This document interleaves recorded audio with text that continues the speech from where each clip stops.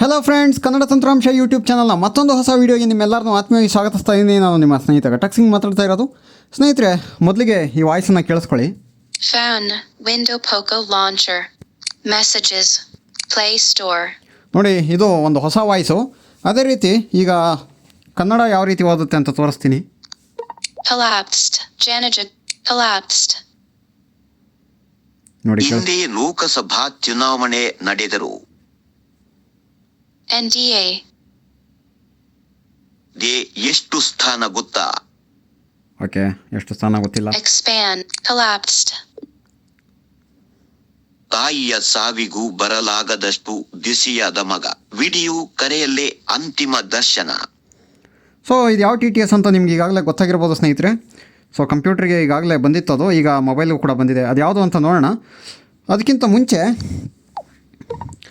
ನಮಗೆ Window Poco launcher, Poco launcher. Recently republic day cup ಏನು ನಡೀತು, ಅದರಲ್ಲಿ ವಿನ್ ಆದಂಥ ಟೀಮ್ ಚೆನ್ನಮ್ಮ ಚಾಲೆಂಜರ್ಸ್ ಕಡೆಯಿಂದ ಶ್ರೀಶೈಲ ಅವರು 200 ರೂಪೀಸ್ನ ಒಂದು ಕಾಂಟ್ರಿಬ್ಯೂಷನ್ ಕೊಟ್ಟಿರ್ತಾರೆ ಕನ್ನಡ ತಂತ್ರಾಂಶಕ್ಕೆ ಝೂಮ್ಗೆ ಅಂತ. ಸೊ ನಾವು ಹೇಳಿದ್ವಿ, ನಮ್ಮ ಕನ್ನಡ ತಂತ್ರಾಂಶದ ಮೂಲಕ ನಾವು ನಮ್ಮ ಕಮ್ಯುನಿಟಿಗೆ ಝೂಮಲ್ಲಿ ಏನಾದ್ರು ಕಾರ್ಯಕ್ರಮ ಅಥವಾ ಬೇರೆ ಏನಾದ್ರು ನಿಮ್ಮ ಕೆಲಸ ಇದ್ದರೆ ಝೂಮ್ನ ಉಚಿತವಾಗಿ ನೀಡಲಾಗುತ್ತೆ ಅಂತ. ಬಟ್ ನೀವು ಏನಾದರೂ ಒಂದು ವೇಳೆ ವಾಲಂಟಿಯರಾಗಿ ಏನಾದರೂ ಸಪೋರ್ಟ್ ಮಾಡ್ತೀನಿ ಅಂತಂದರೆ ಮಾಡ್ಬೋದು ಅಂತ ಹೇಳಿದ್ದೆ. ಸೊ ಹಾಗಾಗಿ ಶ್ರೀಶೈಲ ಅವರು ಚೆನ್ನಮ್ಮ ಚಾಲೆಂಜರ್ಸ್ ಕಡೆಯಿಂದ ಡೊನೇಟ್ ಮಾಡಿರ್ತಾರೆ. ಸೊ ಇವರಿಗೆ ನಾವು ಧನ್ಯವಾದಗಳನ್ನ ಸಲ್ಲಿಸ್ತಾ, ಸ್ನೇಹಿತರೆ, ಈಗ ನಾನು ನಿಮಗೆ ಕೇಳಿಸೋದ್ನಲ್ಲ ವಾಯ್ಸು, ಆ ವಾಯ್ಸ್ ಹೆಸರು ಹಿಯರ್ ಟು ರೀಡ್ ಅಂತ. ಹೌದು ಸ್ನೇಹಿತರೆ, ಹಿಯರ್ ಟು ರೀಡು ಈ ಮುಂಚೆ ಕಂಪ್ಯೂಟ್ರಲ್ಲಿ ಇತ್ತು, ಈಗ ಮೊಬೈಲಿಗೆ ಲಾಂಚ್ ಆಗಿದೆ. ಆ ಮೊಬೈಲಲ್ಲಿ ಈ ಮುಂಚೆ ಇದೇ ವಾಯ್ಸ್ಗಳಲ್ಲಿ ನಾವು ಯಾವ್ದಾದ್ರು ಟೆಕ್ಸ್ಟನ್ನು ಆಡಿಯೋ ಕನ್ವರ್ಟ್ ಮಾಡ್ಬೋದಾಗಿತ್ತು. ಬಟ್ ಅದಕ್ಕೆ ಸಬ್ಸ್ಕ್ರಿಪ್ಷನ್ ಎಲ್ಲ ಇತ್ತು, ಒಂದು ತಿಂಗಳಿಗೆ 1500 ಆ ಥರ ಏನೋ ಇತ್ತು. ಓಕೆ, ಸೊ ಈಗ ಇದು TTS ಆಗಿ ಕೂಡ ನಾವು ಯೂಸ್ ಮಾಡ್ಬೋದು ಮೊಬೈಲಲ್ಲಿ, ಆ್ಯಂಡ್ರಾಯ್ಡ್ TTS ಆಗಿ. ಸೊ ನಿಮಗೇನಾದರೂ ಗೂಗಲ್ TTS ಆಮೇಲೆ ವೋಕಲೈಸರ್ ವಾಯ್ಸಸ್ ಎಲ್ಲ ಕೇಳಿ ಬೇಜಾರಾಗಿದ್ದರೆ ಇದು ಒಂದು ಆಲ್ಟರ್ನೇಟಿವ್ TTS ಆಗ್ಬೋದು. ಸೊ ಈಗಲೇ ನಾವು ಈ TTSನ ಯೂಸ್ ಮಾಡ್ಬೋದಾ, ಇದು ಯಾವ ರೀತಿ ರೆಸ್ಪಾನ್ಸ್ ಮಾಡುತ್ತೆ, ಎಲ್ಲ ಮಾಹಿತಿನ ಇವತ್ತಿನ ವೀಡಿಯೋಲ್ಲಿ ತಿಳ್ಕೊಳ್ಳೋಣ. ನಿಮಗೆ ಈ ಮಾಹಿತಿ ಸಂಪೂರ್ಣವಾಗಿ ಅರ್ಥ ಆಗಬೇಕು ಅಂತಂದರೆ ನೀವು ಟ್ಯುಟೋರಿಯಲ್ನ ಪೂರ್ತಿಯಾಗಿ ಕೇಳಬೇಕಾಗತ್ತೆ. ಯಾಕಪ್ಪ ಅಂತಂದರೆ ಪೂರ್ತಿಯಾಗಿ ಕೇಳಿದ್ರೆ ಮಾತ್ರ ಪೂರ್ತಿ ಮಾಹಿತಿ ಸಿಗುತ್ತೆ, ಅರ್ಧ ಕೇಳಿದ್ರೆ ಅರ್ಧ ಮಾಹಿತಿ ಸಿಗುತ್ತೆ. ಈಗ ಮೊದಲಿಗೆ ಈ TTS ನಮಗೆ ಪ್ಲೇಸ್ಟೋರಲ್ಲಿ ಸಿಗುತ್ತೆ ಸ್ನೇಹಿತರೆ, ಆದರೆ ಈಗ ಸರ್ಚ್ ಮಾಡಿದ್ರೆ ನಿಮಗೆ ಸಿಗೋದಿಲ್ಲ.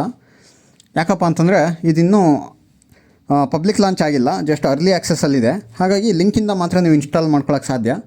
ಈ ಲಿಂಕು ನಿಮಗೆ ನಮ್ಮ KT apps and software Telegram ಚಾನಲಲ್ಲೂ ಸಿಗುತ್ತೆ, ಹಾಗೆ ನಮ್ಮ ಕನ್ನಡ ತಂತ್ರಾಂಶ ಅಲರ್ಟ್ಸ್ ಕಮ್ಯುನಿಟಿಯಲ್ಲೂ ಕೂಡ ಸಿಗುತ್ತೆ. ಸೊ ಅಲ್ಲಿಂದ ನೀವು ಡೌನ್ಲೋಡ್ ಮಾಡ್ಕೊಬೋದು. ನೀವು ಇನ್ಸ್ಟಾಲ್ ಮಾಡ್ಕೊಂಡಾದಮೇಲೆ ಇದನ್ನ ಆಟೋ TTS ಜೊತೆ ಕೂಡ ಸೆಟ್ಟಿಂಗ್ ಮಾಡ್ಬೋದು. ಆಟೋ TTS ಜೊತೆನೂ ಚೆನ್ನಾಗಿ ವರ್ಕ್ ಆಗುತ್ತೆ. ಸೊ ಮೊದಲಿಗೆ ಈಗ ಪ್ಲೇಸ್ಟೋರ್ನ ಓಪನ್ ಮಾಡೋಣ. Page 1, YouTube 4 new, WhatsApp, Play Store, Play Store. Okay, ಪ್ಲೇಸ್ಟೋರಲ್ಲಿ ಈಗಾಗಲೇ ನಾನು ಇನ್ಸ್ಟಾಲ್ ಮಾಡೀನಿ. Downloaded 100+ times. ಸೊ ಇನ್ನು ಕೇವಲ 100+ ಟೈಮ್ಸ್ ಮಾತ್ರ ಡೌನ್ಲೋಡ್ ಆಗಿದೆ. Button, uninstall, button, open. Open ಮಾಡೋಣ ಈಗ. Here to read NG. Open ಮಾಡಿದ ತಕ್ಷಣ ನಿಮಗೆ ಇಲ್ಲಿ ಯಾವುದೇ ರೀತಿ ಪರ್ಮಿಷನ್ನು ಏನು ಕೇಳಲ್ಲ.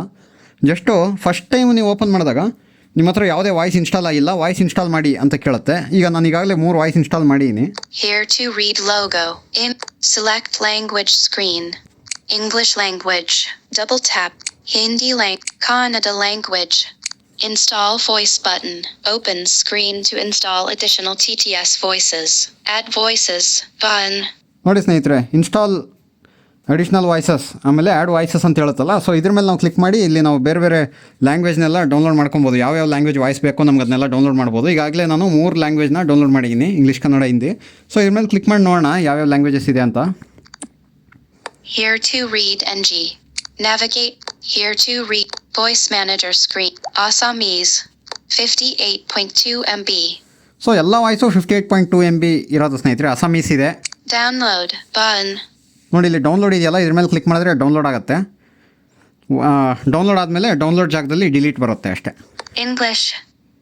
ಇಂಗ್ಲೀಷ್ ನೋಡಿ 58.3 MB. Delete button. ನೋಡಿ ಈಗಾಗಲೇ ನಾನು ಇಂಗ್ಲೀಷ್ ಡೌನ್ಲೋಡ್ ಮಾಡಿರೋದ್ರಿಂದ ಡಿಲೀಟ್ ಇದೆ. ಗುಜರಾತಿ ಇದೆ, ಹಿಂದಿ ಇದೆ, ಕನ್ನಡ, ಮಲಯಾಳಂ ಇದೆ, ಮರಾಠಿ, ನೇಪಾಲಿ, ಒಡಿಯಾ, Nepali. ಇದ್ಯಾವುದಿದು? Odia.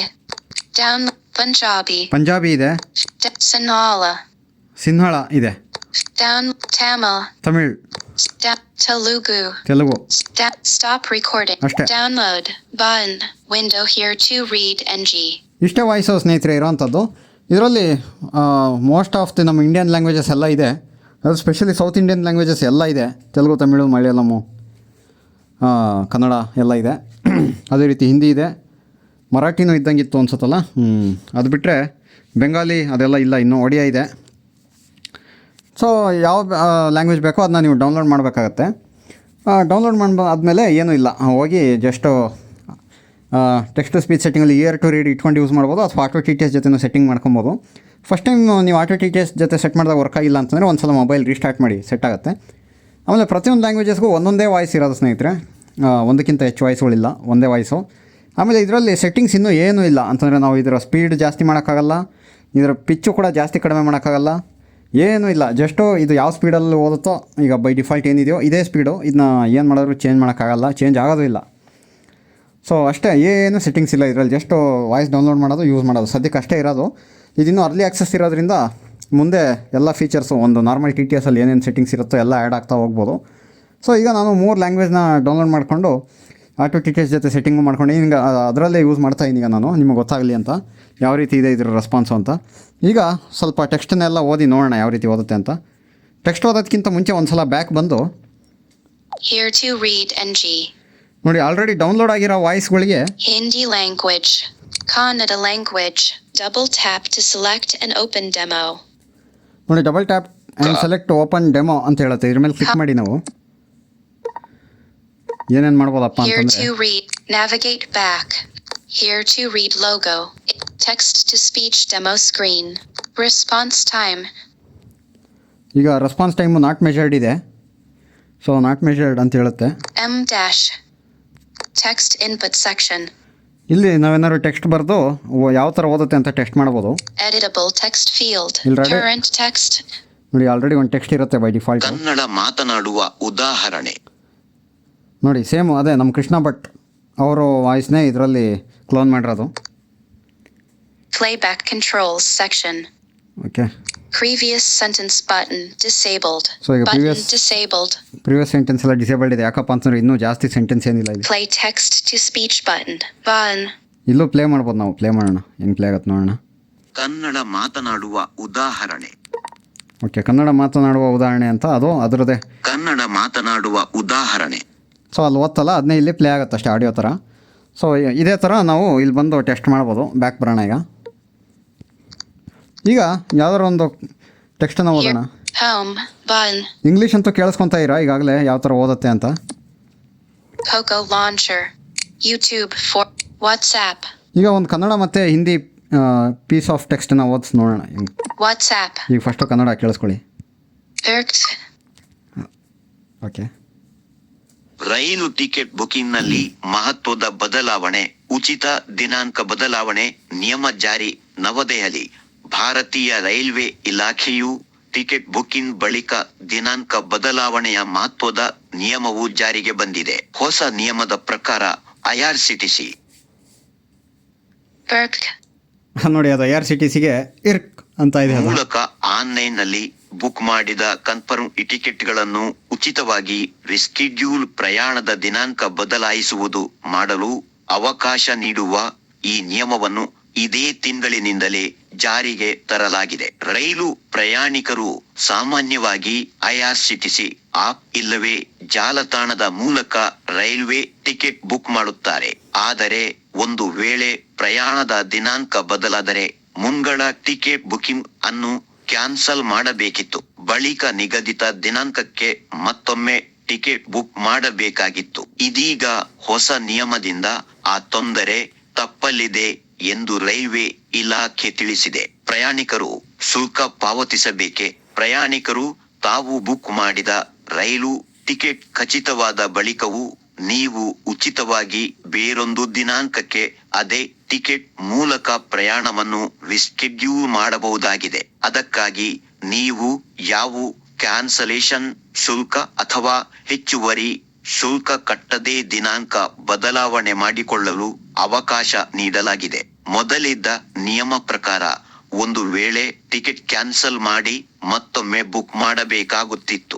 ಆಗ ಟಿಕೆಟ್ ದರದಲ್ಲಿ 25% 50% ದಂಡ ಕಡಿತಗೊಳಿಸಲಾಗುತ್ತಿತ್ತು. ಅದಕ್ಕೀಗ ಬ್ರೇಕ್ ಬಿದ್ದಿದೆ. ರೈಲ್ವೆ ಇಲಾಖೆ ಮೂಲಗಳ ಪ್ರಕಾರ 2026 ಜನವರಿ 12ರಿಂದ ಈ ಹೊಸ ನಿಯಮ ಜಾರಿ ಆಗಿದೆ. ಪ್ರಯಾಣಿಕರು Berk. ಹಾಂ RCTC ಮೊಬೈಲ್ ಆಪ್ ಇಲ್ಲವೇ ಅಧಿಕೃತ ಜಾಲತಾಣ ಹಾಂ ಜಾಲತಾಣ ಇದೆ. Berk.co.in. ಹಾಂ ಓಕೆ. ಮೂಲಕ ಲಾಗಿನ್ ಆಗಿ ನಿಮ್ಮ ಬುಕ್ಕಿಂಗ್ ಸೆಕ್ಷನ್ ಅಲ್ಲಿ ಹೊಸ ಆಯ್ಕೆ Change travel date. ಒಂದು ಲ್ಯಾಂಗ್ವೇಜಿಂದ ಒಂದು ಲ್ಯಾಂಗ್ವೇಜ್ ಸ್ವಿಚ್ ಆಗಿ ಅಥವಾ ಟೈಮ್ ತಗೊಳ್ಳೋಕೆ ಡಿಲೇ ಮಾಡೋದು ಸ್ವಲ್ಪ. Reschedule. ಆಯ್ಕೆ ಕಾಣಿಸುತ್ತದೆ. ಹೆಚ್ಚುವರಿ ಶುಲ್ಕ ಪಾವತಿಸಬೇಕೆ? ನೀವು ಟಿಕೆಟ್ ಬುಕ್ ಮಾಡಿ ಬಳಿಕ ಆ ಪ್ರಯಾಣವನ್ನು ಬೇರೊಂದು ದಿನಾಂಕಕ್ಕೆ ರಿಸ್ಕೆಡ್ಯೂಲ್ ಮಾಡಬೇಕಾದರೆ, ಒಂದು ವೇಳೆ ರಿಸ್ಕೆಡ್ಯೂಲ್ ದಿನಾಂಕದಲ್ಲಿ ಟಿಕೆಟ್ ದರ ಹೆಚ್ಚಿದ್ದರೆ ಮಾತ್ರವೇ ಆ ಹೆಚ್ಚುವರಿ ಮೊತ್ತವನ್ನು ಮತ್ತೆ Fare difference. ನೀವು ಪಾವತಿಸಬೇಕಾಗುತ್ತದೆ. ಒಂದು ವೇಳೆ ಟಿಕೆಟ್ ದರ ಬದಲಾಗದಿದ್ದರೆ, ಕಡಿಮೆ ಇದ್ದರೆ ಮೊದಲಿನ ಪಾವತಿಯಲ್ಲಿಯೇ ದಿನಾಂಕ ಬದಲಾಯಿಸಬಹುದಾಗಿದೆ. ಷರತ್ತು: ವಿಶೇಷ ಸೂಚನೆ ಗಮನಿಸಿ. ಪ್ರಯಾಣಿಕರು ಈ ಗಮನಿಸಬೇಕಾದ ಅಂಶವೆಂದರೆ, ನೀವು ಬುಕ್ ಮಾಡಿದ ಟಿಕೆಟ್ ದೃಢಪಟ್ಟಿದ್ದರೆ, ಕನ್ಫರ್ಮ್ ಆಗಿದ್ದರೆ ಮಾತ್ರವೇ ವೇಟ್ಲಿಸ್ಟ್ ಅಥವಾ ತತ್ಕಾಲ್ ಟಿಕೆಟ್ಗಳಿಗೆ ಸಾಮಾನ್ಯವಾಗಿ ಲಭ್ಯವಿಲ್ಲ ರಿಸ್ಕೆಡ್ಯೂಲ್ಗೆ ಅವಕಾಶ ಇದೆ. ಅಲ್ಲದೆ ಹೊಸ ದಿನಾಂಕದಲ್ಲಿ ಸೀಟುಗಳು ಲಭ್ಯವಿರಬೇಕು. ಇಲ್ಲವಾದಲ್ಲಿ ರಿಸ್ಕೆಡ್ಯೂಲ್ ಆಗುವುದಿಲ್ಲ. ಇನ್ನೂ ಒಂದು ಟಿಕೆಟ್ಗೆ ಒಮ್ಮೆ ಮಾತ್ರವೇ ರಿಸ್ಕೆಡ್ಯೂಲ್ಗೆ ಅವಕಾಶ ಇದೆ. PNR ಸಂಖ್ಯೆಯಲ್ಲಿ ಯಾವುದೇ ಬದಲಾವಣೆ ಆಗುವುದಿಲ್ಲ ಎಂದು ರೈಲ್ವೆ ಇಲಾಖೆ ತಿಳಿಸಿದೆ.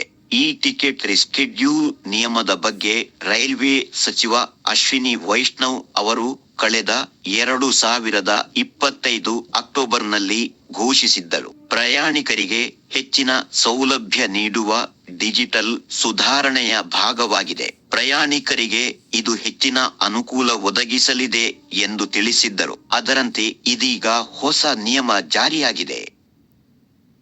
9:21 p.m. Read. ಓಕೆ, ಹಿಂಗಿದೆ ಇದು. ಸೊ ಕೇಳಿಸ್ಕೊಂಡ್ರಿ ಕನ್ನಡ ಯಾವ ರೀತಿ ಓದ್ತು ಅಂತ. ನಾನು ನಿಮಗೆ ಕ್ಲೀನಾಗಿ ಗೊತ್ತಾಗಲಿ ಅಂತ ಫುಲ್ ಆರ್ಟಿಕಲ್ ಓದಿಸ್ದೆ. ಈಗ ಸ್ವಲ್ಪ ಹಿಂದಿ ಒಂದು ನೋಡೋಣ. Hindi texting More options. But. ಇದಲ್ಲ, ಇಲ್ಲಿದೆ ಹಿಂದಿ ಟೆಕ್ಸ್ಟು. ಒಂದೇ ನಿಮಿಷ ನೋಡಿ. ಇದು ಸ್ವಲ್ಪ ಬಗ್ಸ್ ಇದೆ ಸ್ನೇಹಿತರೆ. ಇನ್ನೂ ತುಂಬ ಅಂದರೆ ತುಂಬ ಇಂಪ್ರೂವ್ ಆಗಬೇಕು ಈ TTS. ಬಟ್ ಈಗ ಸದ್ಯಕ್ಕೆ ನೋಡೋಣ ತಡ್ರಿ. ಹೋಮ್ ಸ್ಕ್ರೀನಿಗೆ ಬಂದು ಮತ್ತೆ ತೋರಿಸ್ತೀನಿ ನಿಮಗೆ. ಸೊ ಒಂದು ಲ್ಯಾಂಗ್ವೇಜಿಂದ ಇನ್ನೊಂದು ಲ್ಯಾಂಗ್ವೇಜಿಗೆ ಸ್ವಿಚ್ ಆಗೋಕ್ಕೆ ತುಂಬ ಡಿಲೇ ಆಗುತ್ತೆ, ಸ್ವಲ್ಪ ಗ್ಯಾಪ್ ಕೊಡುತ್ತೆ. ಆಮೇಲೆ ತಕ್ಷಣಕ್ಕೆ ತಗೊಳ್ಳಲ್ಲ ಅದು, ಒಂದು ಸಲ ಡಿಲೇ ಮಾಡುತ್ತೆ. ಆಮೇಲೆ ಒಂದು ಸಲ ಲಾಂಗ್ ಟೆಕ್ಸ್ಟ್ ಬಂದಾಗಂತೂ ಒಂದು ಸಲ ಮತ್ತೆ ಬೇರೆ ಟೆಕ್ಸ್ಟ್ ಯಾವುದಾದ್ರು ಪ್ರೋಸೆಸ್ ಆಗಬೇಕು ಅಂತಂದರೆ ಸ್ವಲ್ಪ ಟೈಮ್ ಆಗುತ್ತೆ. ನೋಡಿ ಈಗ ನಿಮ್ಮ ಮುಂದೆನೇ ಲೈವ್ ಆಗಿ ಈಗ ತೋರಿಸ್ತಾ ಇದ್ದೀನಿ. Phone. ಓಕೆ, ಈಗ ಮಾತಾಡೋಕ್ಕೆ ಸ್ಟಾರ್ಟ್ ಮಾಡ್ತು. ಈಗ YouTube. ಮತ್ತೆ ವಾಟ್ಸಪ್ ಓಪನ್ ಮಾಡಿ ಹಿಂದಿ ಟೆಕ್ಸ್ಟ್. WhatsApp. ಓಕೆ, ನೋಡೋಣ ಈಗ ಹಿಂದಿ ಟೆಕ್ಸ್ಟ್ ಯಾವ ಥರ ಓದುತ್ತೆ ಅಂತ ಕೇಳಿಸ್ಕೊಳ್ಳಿ. हिंदी टेक्स्ट बेगा। संजय राव, हमने बहुत बड़ा राजनीति देखी है, गए वो दिन, लेकिन अब नहीं। यह कुछ छोड़ने जैसा नहीं है, आखिरी क्षण तक लड़ते रहना है, बस यही हमारे हाथ में है। महानगरपालिका चुनाव की धूमधाम में भले सुबह अजीत पवार से बातें कर रहा था, इतनी दिल खोल कर बातें हुई कि 2 घंटे हो गए, यह हम दोनों को भी पता नहीं चला। यानी यह कोई अपवाद नहीं था। अजीत पवार से बातें हमेशा लंबी और विस्तृत होती थी, कुछ भी छुपाए बिना सीधे सीधे बोलने वाला आदमी। इतना मनमौजी और दिलखुलास नेता मैंने दूसरा नहीं देखा। अजीत पवार यशवंतराव चव्हाण की राजनीति की तालीम में तैयार हुए उस विश्वविद्यालय के राजनेता थे। सत्ता हासिल करनी है, बनाए रखनी है, इसके लिए सभी अपराध मान्य, लेकिन यह सत्ता लोगों के लिए है, यह कभी भूलना नहीं है। अजीत पवार स्टेट्समैन थे, संसदीय राजनीति की शिस्त समझने वाले थे। उभाड़ा महाराष्ट्र उन्हें पता था, प्रशासन में अधिकारी उन्हें डरते थे, क्योंकि उसमें की ओर से और उन्हें पता थी अजीत पवार ने कभी जाति की राजनीति नहीं की, कभी धर्म की राजनीति नहीं की। लोगों का काम करो और चुनाव जीत कर आओ, यह उनका साधा खाका था। आधी रात को भी अजीत पवार लोगों के लिए खड़े रहते थे, लगातार काम करते रहते थे। शरद पवार नाम के वटवृक्ष के नीचे बढ़ते हुए इतनी स्वतंत्र ऊंचाई हासिल करना आसान बात नहीं है। काकांचे ही हाथ धरकर वे राजनीति में आए, यह सच है, लेकिन उसके बाद उन्होंने अपनी खुद की पहचान बनाई। उन्होंने अपनी कर्तव्यगारी से बनाई, अहोरात्र का बाढ़ कष्ट करके, पढ़ाई करके, लोगों में जाकर, अपने लोगों को बनाकर यह पहचान उन्होंने बनाई। अजीत पवार का दबदबा था, लेकिन वह दहशत नहीं थी। लोगों को भी उनकी दबंगई पसंद थी, क्योंकि उसके मूल में एक प्रेमल आदमी था। अजीत पवार की पूरी राजनीति ही इमोशन ड्रिवन थी, अत्यंत भावना प्रधान थी। उन्होंने हमेशा अपने मन की सुनी, ज्यादा रणनीति या ऐसा कुछ नहीं करते हुए जो लगा वही किया। इसी वजह से कार्यकर्ताओं पर उनका जिग था। उनके स्टाफ में सामान्य सहकर्मी के साथ भी वे उतनी ही प्रेम से व्यवहार करते थे। उस प्रेम में अधिकार भी होता था, लेकिन आधी रात को यही दादा हमारे साथ होंगे, यह मुख्य खातरी होती थी। इसलिए कार्यकर्ता उनके हमेशा साथ रहते थे। कोई भी आदमी उस समय का बच्चा होता है। अजीत पवार कोई महापुरुष नहीं थे, इस समय के नेता थे। इस समय के इन लोगों की सीमाएं उन्हें थी, उनकी राजनीति को थी। उसका अलग मूल्यांकन करना होगा, लेकिन एक सच है कि यह सेंद्रिय ऑर्गेनिक नेता थे, मिट्टी में उगे थे। राजनीति को धर्म मानने वाले और उसके लिए सच्चे रहने वाले नेता। नरेश अरोरा आदि उन्होंने बाद में नियुक्त किए और गुलाबी जैकेट भी पहना, लेकिन वह उनका स्वभाव नहीं था। जो है वह है। ऐसे नेता का राजनीति में जन्म हुआ तब वह यशवंतराव शंकर राव वसंत दादा शरद पवार का महाराष्ट्र था। अजीत पवार 60 पार कर रहे थे तब उस राजनीति का आकार पूरी तरह बदल गया था। उसके साथ तालमेल बिठाने की कोशिश वे आखिरी क्षण तक करते रहे। 60 पार हो गई है, कैसा लगने न देना, ऐसा व्यक्तित्व था अजीत पवार का।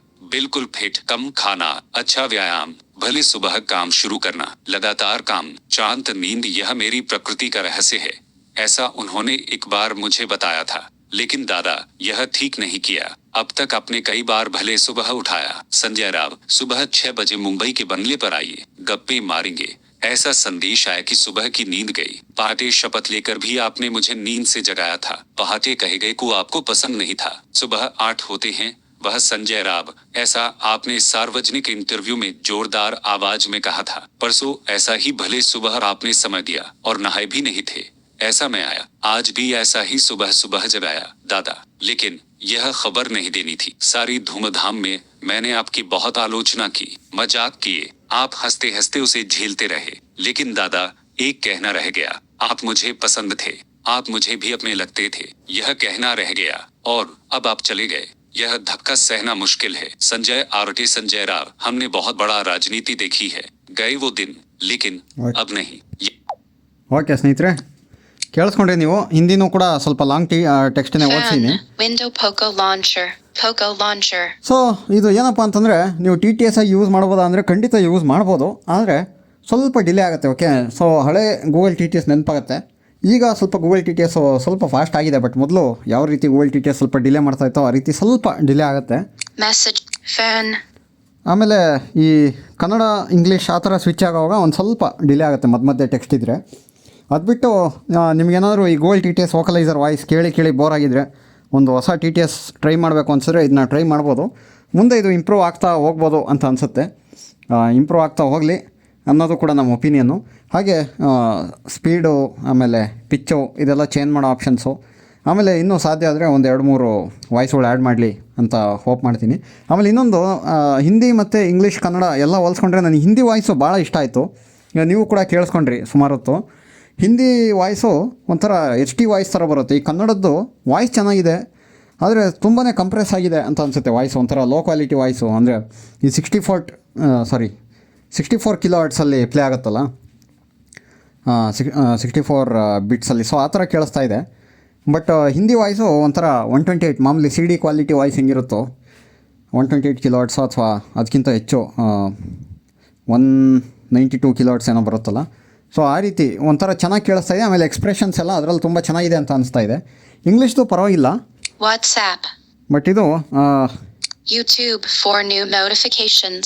US ಆ್ಯಕ್ಸೆಂಟಲ್ಲಿದೆ, ಇಂಡಿಯನ್ ಆ್ಯಕ್ಸೆಂಟಲ್ಲಿಲ್ಲ, ಬಟ್ ಪರವಾಗಿಲ್ಲ. Play Store.